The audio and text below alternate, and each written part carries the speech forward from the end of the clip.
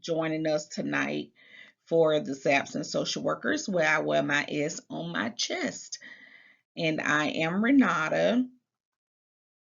And what I will be doing tonight is strictly talking about SAP. SAP is substance abuse professional. That is a substance abuse professional. And I'm just going to give some brief information, nothing in depth, but I will make myself available to you afterwards if I need to. So you just let me know. But tonight, the purpose of the webinar is to discuss the unlimited opportunities as a social worker and the other cousins in the profession as it relates to extra income.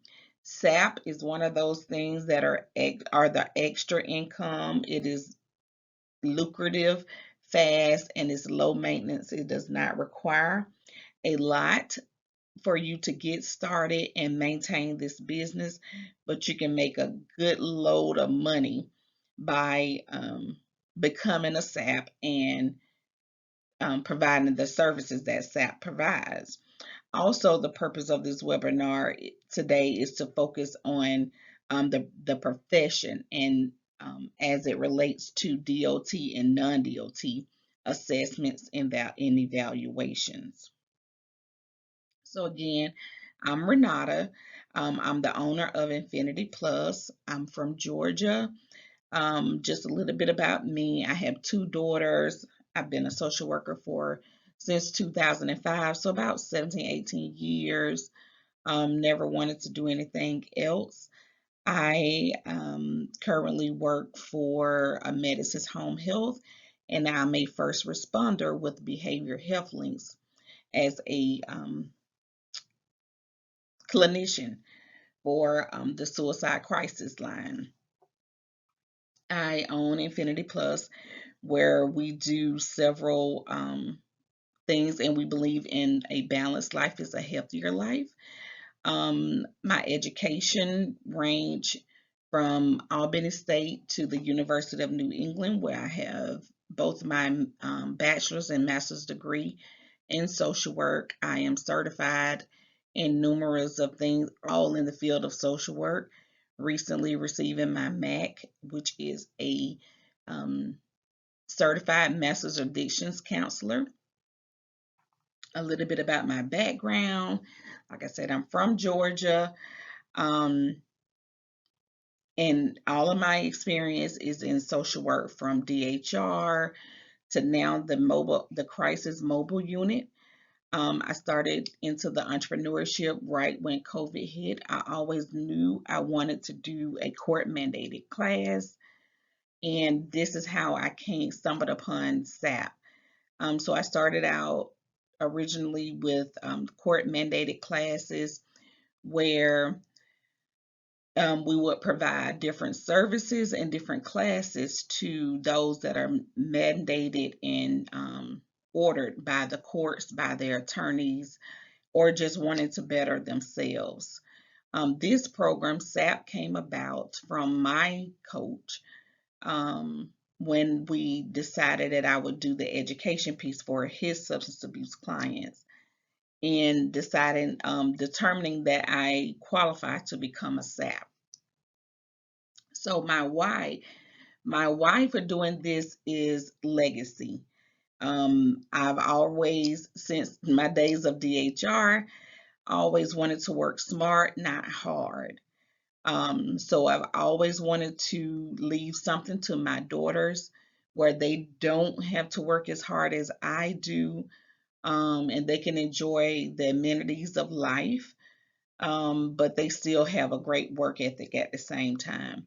So that is my why. My why for tonight is I've had several people that inquired about what a SAP was. I really enjoy this field. I really enjoy this line of work, and it's so easy to get into. Um, and the clientele, they just constantly come. So you don't have to do a whole lot of marketing, but you have to put work in with anything that you do. So that is my why for tonight. I wanted to tell you guys about SAP. I've had a lot of people and a lot of my social workers didn't understand what SAP was. So I wanted to take the time out to, because that's a platform for my S's on my chest, SAPs and social workers. I'll be talking about different topics pertaining to SAPs and social workers, and all the other things that social workers are able to do that we're not always privy to knowing that we're able to do. So our objectives for tonight is understanding the SAP, which is what makes us unique. The purpose of a SAP being the gatekeepers of the transportation industry. A little background about it. When and why do DOT create the SAP program? And the SAP process, which is a 6 steps to assisting CDL drivers get back to work. And you're only and also talking about the things that SAPs are responsible for within those 6 steps. What is a SAP? One might ask what a SAP is. A SAP is a substance abuse professional, or you may hear people refer to us as an SAP. It's the same thing, a substance abuse professional. And we are very unique. We are considered to be the gatekeepers. A SAP is an individual that will allow or have to give permission and the okay for a CDL holder to return back to work. Not their boss, not DOT, no one but a SAP can determine when a driver is ready to go back to work. And so we like that. And I see some of my other SAPs on the line. So I would love for them to type in any questions and listen out for any things that the other individuals that may be inquiring about SAP, they can also provide those answers as well. Um, the length of time, the driver finishing his or her recommendations determines their time. So the length of time for a SAP professional working with a CDL holder, we are responsible for 2 of the 6 steps that I will show you in Clearinghouse. The first one is an assessment, which takes about 60 minutes to maybe an hour and 15 minutes. And that assessment will help us determine how much education a driver should have, whether they should be inpatient, whether they should be outpatient, whether they should go to NA groups, whether they should have a marijuana course, and whether these courses should be online or in person. So the length of time determines that we spend with these individuals. The first assessment is about 60 minutes, and then you will do the recommendations, which is self-paced. Then you have a follow-up. The follow-up is about 45 minutes to an hour, and that's after the education has been completed. And I'll go over those steps a little bit more in detail. Some of the tools that we use as a SAP, and a lot of the professionals, especially my social workers, we are able to do, some of us are able to diagnose and some of us are not. But these are some of the tools that we use as an assessment, and these are not all of them. And if we get a chance to work together, then I'll give you more options that you can use, and you use the assessment that works and flows best for you and your client. And these tools have different reasons for what they are used for. So if you suspect depression or any type of mental health, you may use a certain tool. If you use the DASK, you may be looking at a different part of that person. If you use the mask, you're looking at drugs and alcohol. Then you have the cage, then you have the SASE. So there are so many different tools that you can use to assess the individual, the CDL holders, and the ones that we work with. The purpose of a SAP is to protect the public's interests. not the drivers, not the driver companies. They drive that home to us all the time. We are not responsible for the actual driver.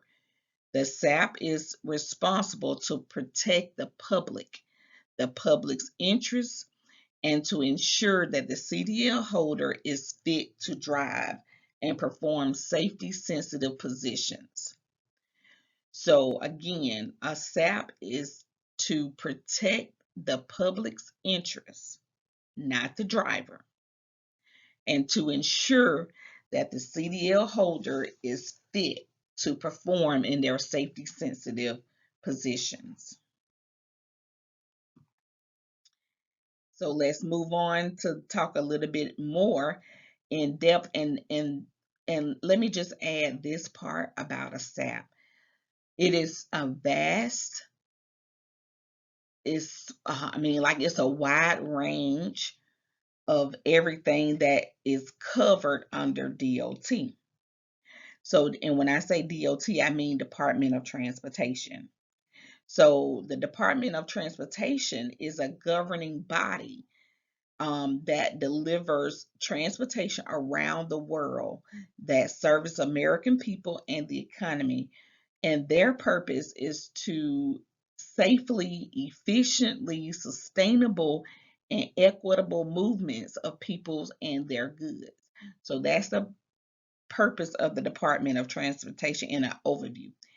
And there is different modes that DOT regulates, and that's the FMCSA, and that's mostly what SAP perform duties in. The FAA, the FRA, the FTA, the USCG, the PHMSA, and non-DOT. And I'm going to go into each one of these a little bit in detail, just briefly, so that you are able to identify what I mean by these acronyms. And I know it's a lot of them, and you will catch on um, the more you see them. So I'm going to go into a little bit more depth of each one of these modes of regulation by the DOT. Okay. And after this slide, we will take a short break just so I can check and see if you have any questions. So, okay. So you have the different modes that I just listed out. You see them again. These are the different types. So the FMCSA is the Federal Motor Carrier Safety Administrator.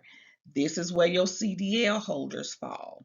So if you see FMCSA, this is your CDL holders. The FAA is the Federal Aviation Administration, and they deal with the aerospace. So the airplanes, the pilots, the airports, they're all, if they are DOT, they have to be under the safety sensitive portion. So if they have a CDL, and now if they're in these aircrafts, so the FAA, and then you have the FRA, which is the Federal Railroad Administration. These are your train depots, anything that is being carried by the train, or that is being handled by the railroads. So you have the FMCSA, the FAA, the FRA, which is the Federal Railroad Regulations, that's governed by DOT. So that's three entities that a SAP performs these evaluations, and SAPs take care of the employers under these carriers. And they have different recommendations. So if you're interested in any of the fields, then we'll look at each one of them individually. The FTA is the Federal Transit Administration, and this is the U.S. Department of Transportation that provides the financial technical assistance to the public transportation systems, including the bus lines. So you have the trolleys, you have the ferries, and things of that nature that deals with the federal transit system. So any transit system like the MARTA bus station in Atlanta, the Amtrak. So this falls under the FTA. So now you have the USCG, which is the U.S. Coast Guard, and that is any vessel that is on the water. So you have the cruise lines, you have the boats, and again, you have the U.S. Coast Guard. So they're governed by DOT. So that's a whole different arena of people that SAPs are able to connect with. So now you have the pipeline, which is the PHMSA. Those are your linemen. Those are the ones that work on your wiring. Um, they are responsible to ensure the safety and reliability in the environment that operates of the nation's natural gas and hazardous liquid pipeline. So anything that's dealing with the pipeline will fall under the category of PHMSA. And then you have your non-DOT. Your non-DOT is anything outside of what's listed above. So you have your UPS trucks, you have your FedEx trucks, you have your box trucks, and etc. So these are the different modes as to where a SAP will operate under DOT regulations. So if an individual failed their drug test, they are recommended to take the assessment and go through a SAP program, right? So that's how we all get started. All of the drivers, all of these entities are put into a random pool. Their names are chosen randomly depending on their pool that they're in. And I can tell you about a CTPA where all the individuals' names, they're responsible for a random pool, I think quarterly. They have to have a 25% pool of people for drugs and then a 25% of alcohol. And I may not be correct on the alcohol percentage, but I think it's a 25% for drugs. So your name goes into the hat. Your name is pulled randomly. You do not know when. Sometimes more people are pulled frequently. You have no choice but to go get that drug test done. So then let's move a little further and I'll tell you a little bit more about what a SAP does. Okay, so this right here is just a little bit more in detail about what the purpose and the responsibilities of DOT and FMCSA, and I will read a little bit of it. And it just tells you that the primary mission is to prevent accidents and all safe harm. So it's to keep the public safe. Okay, that's the overall purpose. And it started back in 2020 with the clearinghouse, which the act came out in 1999 under the Federal Highway Administration. So that's how DOT formed this department. Um, so that is just a little recap as to what the purpose and responsibilities of DOT. So now one may ask, okay, so I'm a social worker, I have this degree, I'm certified here, I have this certification, I have this licensure. Do I qualify? These are some of the requirements that allows you to be a SAP. And as you see, I highlighted the requirements and the education. So, and I'm just going to read this to you. It says to qualify to be a DOT SAP, you must have one, not all, not two, just one of the following credentials. So you may not necessarily be a social worker. You may be a marriage and family therapist, or you may be a licensed physician. So you do not necessarily have to be a social worker, and you can be nationally certified, and you can also be an alcohol and drug counselor. So they govern that by you being certified through NADAC, and NADAC is NAADAC or the NCCAP. So there's not just one system that you can become certified with. You can be certified with through multiple entities. And if you choose the NADAC route and we get to work together, I know their system a little bit better than I do the it's called the ICRC, and they also certify you. The ICRC is international. The NADAC is national. Okay, so you do not have to be all of these things. You just have to have one of these requirements. Okay, I'm going to do a quick recap, and just to tell you what a SAP is. A SAP is a substance abuse professional, and we deal mostly with CDL holders under the Department of Transportation. A CDL holder receives a violation for drugs and alcohol. They have to see a SAP, a SAP, a substance abuse professional. They're going to be tested quarterly. And I will talk a little bit more about the drug testing. They can refuse. It will go into the clearinghouse. They can walk out of the testing site. It will go into their clearinghouse, or they can test positive, and it will go into their clearinghouse. Now, there are 5 drugs that the clearinghouse, that DOT requires a CDL holder to be tested on. So we'll talk a little bit more about the different drugs if you have any questions about those.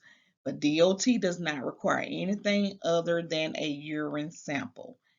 They are going towards the swab, the saliva, and the nail clipping, but they only test for 5. They do not test. They did not do a 2-panel. They do not require a 10 panel, a 12 panel, a 14 panel. DOT only requires a 5 panel and only a urine. They do not require hair or anything else. Okay, now the company themselves can require a hair or a different type of specimen to be collected, but DOT only requires a driver have a urine specimen done. Okay, so how do they house these individuals? In 2020, they developed the clearinghouse. The clearinghouse, all the truck drivers, all of the owner operators, all of the SAPs, all of the companies, all of the employees, there is a large number of drivers and companies still not registered in the clearinghouse. You also have some individuals that has received a violation prior to 2020, and once they enroll into the clearinghouse, that violation will pop up. And I will show you what those 6 steps in the clearinghouse is. But the clearinghouse is a housing department, like a website, where the individuals get to, the owner operators have to register, and the employer can go in to do a query, and it costs for you to do a query. So the driver have to give a consent. So the clearinghouse is an online database that gives employers and government agency real-time access to information about CDL drivers and alcohol program violations. Now, SAP does not have access to these drivers' records. The SAP only sees the violation if the individual sends a screenshot or a picture to their SAP provider. Now, they do have to go in and assign the individual their SAP. So they have to select a SAP. And now we'll show you that on the next slide. But like I said, the drivers are registered, the owner operators, the companies, the employers, and the SAPs are registered in the clearinghouse. And I will do another video on each one of these, walking you through each of the steps if you are a SAP or owner operator. So like I said, the clearinghouse was designed to hold the information of the CDL holders. And it also have the individual that has permits. You have to still be registered in the clearinghouse. So let's look at the 6 steps, and it may make a little bit more sense as to how the clearinghouse operates. Now, this is a screenshot of the clearinghouse from a driver's perspective. And as you can see, this is one of my drivers. Their name is nowhere on here. So they have 6 steps when they register in the clearinghouse. This driver has enrolled as a driver, and now they have to assign me as their SAP. As you can see, they sent their request. This is a new one. When I was putting this presentation together, this person requested me on July 13th as their SAP. So they sent me a SAP request on July 13th, and I accepted it. So when I accept it, number 2 will be highlighted. Okay, so the first thing they have to do is enroll. When they enroll, you see that red prohibited at the top right of your screen. It shows you that you are prohibited from safety sensitive duties.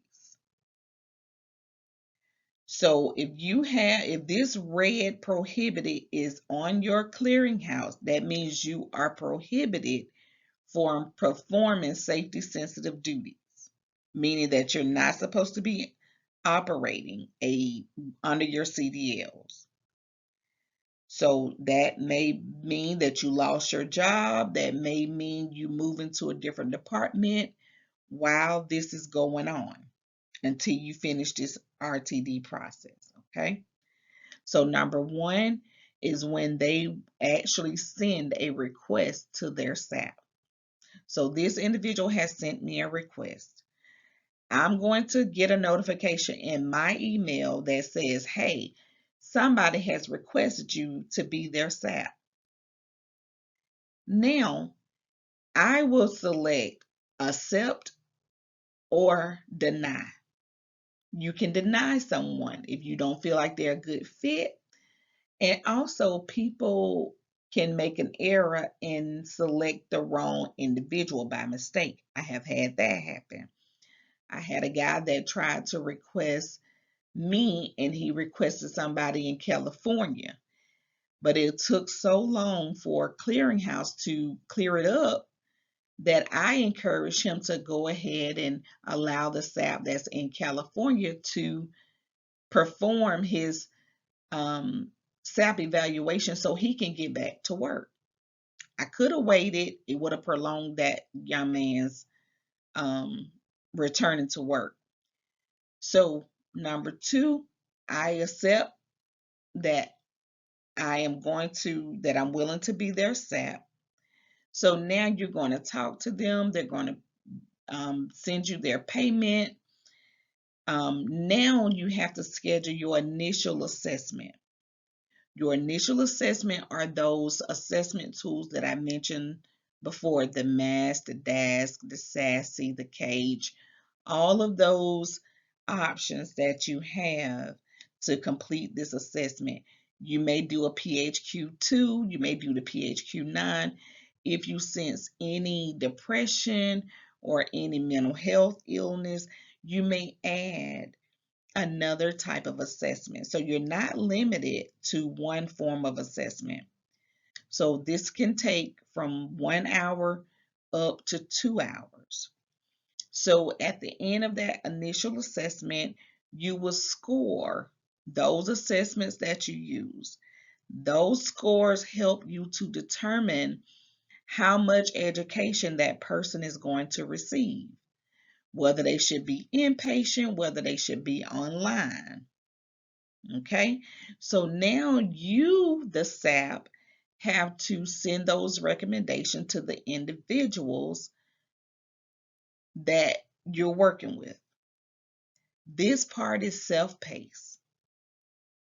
So this may take the individual 3 days, it may take the individual 3 weeks.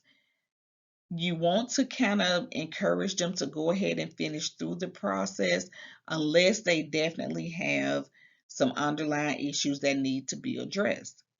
So if they go inpatient, you may give them 90 days. If they do intensive outpatient, you may give them 2 months. And you can add other stipulations as to how long this process should take. A lot of the drivers will be rush trying to get back to their money. So they're not going to want to prolong this process. Some will lose their way, and you have a database that will help you keep up with what step they're in. So on your dashboard as the SAP, you will have a list of drivers that you have completed the assessment. You will have a list of drivers that has requested you, if any. You will have a list of drivers where you have completed their initial assessment. Now they have done all of these requirements, this in between your first assessment. You've scored it. Now it's time for you to send them the recommendations and them to complete them. When they finish and you're able to verify those recommendations that you recommended from your first assessment, now they're ready to go to step 4. Step 4 is the return to duty eligible testing. This is your follow-up. This is your follow-up testing, step 4. The SAP is only responsible for steps 3 and 4 because number 1, the individual has sent you the request. Number 2, you're accepting it on your end. Number 3 is when you see them for the initial assessment. Then they go and do all your recommendations. Now they're ready for step number 4.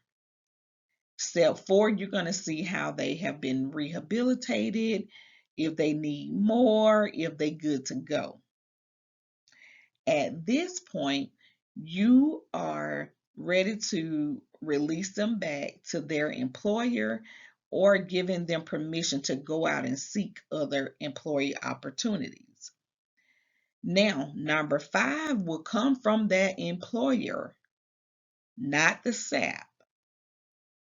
Number 5 will come from that employer sending that driver for an RTD test.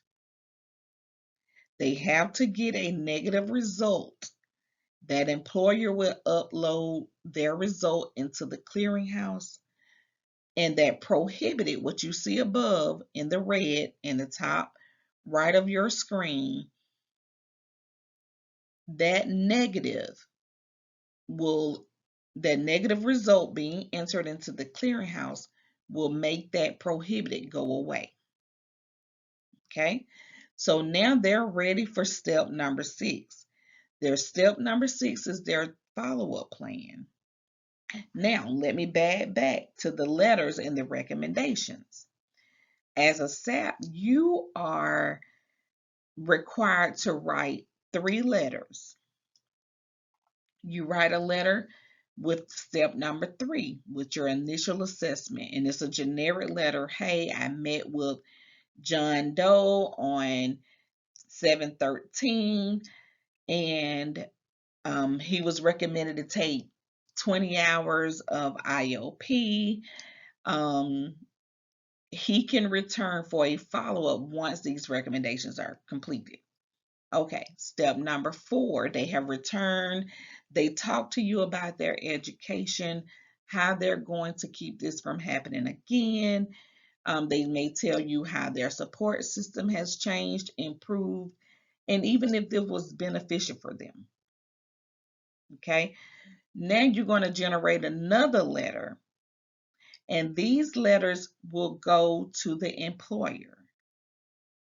Okay, so that's the second letter. The third letter is this testing follow-up plan. Okay, so I met with John Doe. I assessed him. I completed the I sent him the recommendation. He completed the recommendations. He have went on to his employer. Now I have to determine as his SAP how often he should be tested. A SAP has the right to recommend this individual at a minimum be tested 6 times for 12 months, all the way up to 5 years. All the way up to 5 years. So a minimum of 6 drug tests over a 12-month period. So 1 year being the minimum, up to 5 years. That is what will be in your letter number 3. It will tell the employer how often this individual should be tested. The employer does not get to determine how often this individual is tested. The SAP determines how often, the frequency, whether it's the first Thursday or the second Wednesday. The SAP is the only person that can determine this. The SAP is the only person that can upgrade. You cannot downgrade. You can only upgrade the recommendations. If that testing plan is not followed, it can be null and void, causing the driver to have to start the program over. So those are your 6 steps in the clearinghouse. And like I said, if we get a chance to work together, I will show you each one of these steps in detail. I will give you different pointers. I will actually show you how this is executed. It's a very simple process, but it can be complex at the same time. So the more you hear it, the more you do it, the easier it becomes. It's only about an hour process, I promise you. So now let's talk a little bit more about what you can earn as a SAP. So I just put some numbers out here. This can be more or it can be less. So the 3,000, you can make 3,000 a month. You can make 2,000 a month. You can make 1,000 a month. It's up to you as the SAP. So this extra income of becoming a SAP, it gives you the opportunity to build. You can market how you want to market. You can reach out to individuals that deal with any of those modes of regulation that I mentioned earlier. You can add different parts to your SAP program that will also generate extra income. So you can charge a late fee, you can charge a no-show fee, you can charge them after they have been on your panel for a whole year with no progress. So now they have to start the whole program over. So there's ways to add different forms of income just from this one individual. So this extra income just give you the freedom to invent. You can it can be selectively inclusive, and the services are available. And I'm going to show you a little bit more as to how SAPs are found, and how you can be recognized as a SAP and where your information can be found. There's not a lot of competitors. Your target market, You may not have anybody for 50 miles from where you live, another SAP for 50 miles, if any. And I'll show you that a little bit more as well.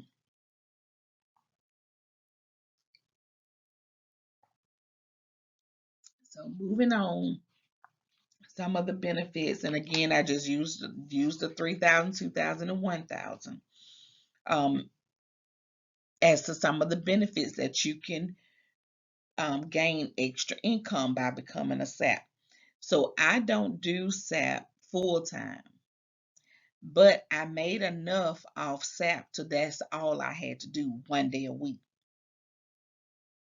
So I was working 4 days a week running a full practice, only doing SAP, seeing SAP clients 1 day a week. And I didn't have to work anymore. And I've been doing it for some years. So again, you make your own schedule. And now we're able to still see people, individuals, virtual and in person. So you still want to make sure that you are governed by your state laws, your state regulations, just depending on where you're located. Um, you can charge up, I think from my information, me gathering, you can charge, most individuals charge from $500 to $2,000. You set your own price. The cost of living is a little bit more. They require more of you because once this person comes to you, you're almost tied to them for life. If as long as they operate their CDLs, they're going to always need you. So these are some of the other benefits to being a SAP. Here are some locations where you can find additional information about SAP. So if you have a second and you want to go to saplist.com, you can find a SAP by the zip code, the city, or the state that you live in, and it'll give you all of those SAPs that is in your area, in your state. You can search any state because, like myself, I'm certified in Georgia and Alabama. So I can see SAP clients all over the United States, right? But because I have a social work license, I limit myself to the states that I'm certified in because of my license um, number, because of my social work license. So you still want to be ethical. You still want to make sure you're within those parameters so you don't cross any boundaries or any lines. So then you can go to NADAC.org where you can find out, look at the database. You'll be connected to that as well. The ICRC is another organization that you can be certified by. That's another network. You can also go to google.com and you can search SAPs near you. So if you go on Google and you search SAPs in West Point, Georgia, my name probably will pull up. Renata Buckner will probably pull up. So if you go to google.com and search SAP near you, it will show you the substance abuse professionals in those areas.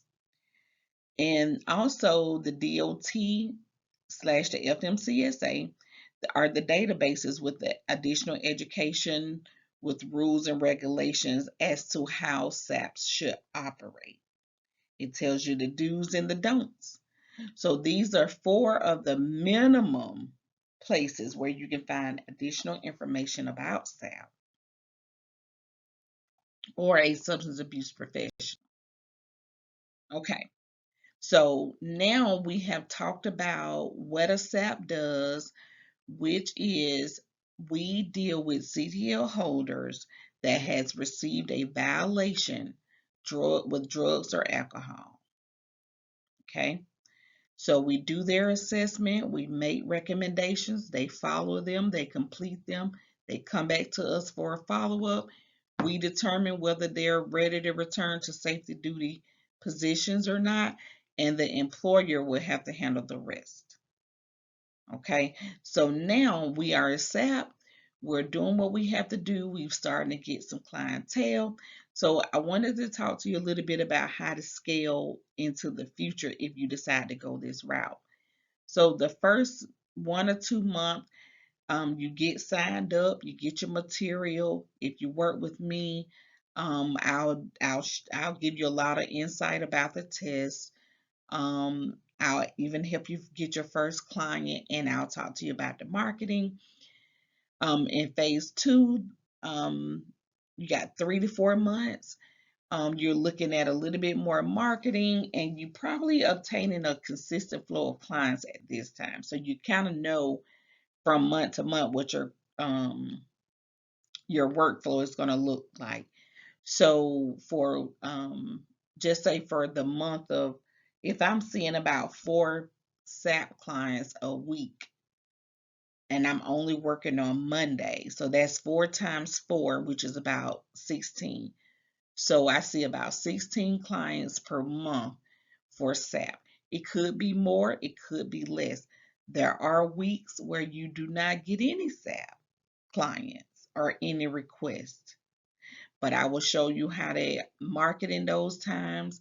I will show you how to um, follow up on different leads in those times. So around month 5 and 6, you're wanting to gather feedback, you're wanting to adjust your products, you're wanting to create new products and learning how to scale those. And so these are some growth opportunities, because remember, we're talking about how to increase your income and how to gain another stream of income with something that's very minimum work. It can get a little tedious, but what job doesn't have its frustration? But you have so much freedom and being a SAP. So now we've talked about all of those things. I wanted to talk to you about a coaching opportunity where you get to work with me. So we can work together individually or in a group. Group will save you a whole lot more than working with me individually, which I don't mind either way. So I just wanted to give you kind of a recap. So getting started is very minimal. The time is not a lot of time. Signing up, you can take the independent course or you can do the live course. So through NADAC or the ICRC. It doesn't take a lot of money to get started up. You determine what course of action you want to take. You just have to pay for the material and you pay for the test. And that is about it. So now, like I said, depending on the location that you live, you can charge anywhere from $500 to $2,000. And do not be apologetic about it, because you know your worth, you know what you have to do to make this happen for them. You can talk to people about your different payment options. You can make them only pay cash. You can use Square. You can use Zelle, Cash App, Venmo. There are so many payment options, so there's no reason why people can't get their money to you. Um, and we can look at those options as well. I have some people that only want to see their clients in person. They don't like to see them in online. Being able to do them virtually allows you to see people in so many different places. I have seen people in New Jersey. I actually have a driver right now in Milwaukee. He got his violation in Georgia. His job has sent him to Milwaukee. So we're finishing him while he's in Milwaukee. I've had people from New Jersey, Florida, Mississippi, um, North Georgia. So people are all over. You truckers, one thing about the trucking industry is not going anywhere. So there's a lot of sustainability in this profession. The Department of Transportation is not going anywhere. Okay. That is probably one of the most stable market. It may slow down, but it's not going to stop. Okay. You have the option to work from home. You don't necessarily have to have a brick and mortar. We're still able to do people and individuals in on the computer. You just have to have a binding contract. I use Zoom. Other people use Facebook. Other people use GroupMe. Other people use Teams. So whatever platform is allowed and approved, it has to be an approved platform that you see your clients virtually. But you can do this from home. You can have your own home office, and it only takes an hour of your time. So now I want to tell you about the group coaching opportunity with me. Of course, you have your main job. You may not do this all the time. So if you sign up for group coaching, you get about 6 months of coaching, group or individual, it doesn't matter. You have the support of everyone that I have dealt with. I tell you how to get other support from other groups. I have a closed group called SAPs and Social Workers on Facebook. You get all the resources that I have. You have get all the forms from the initial letters, um, the follow-up letters. You receive marketing materials, ideas, flyers, some of the social media that I deal with, and how to add, expand, and scale your business as a SAP. So those are some opportunities, and if you're interested, feel free to inbox me or call me, and I'll schedule another follow up with you just to see how we can work together and collaborate. Okay. These are some helpful links that I find helpful because you want to constantly learn. They will send out detailed information as to the changes.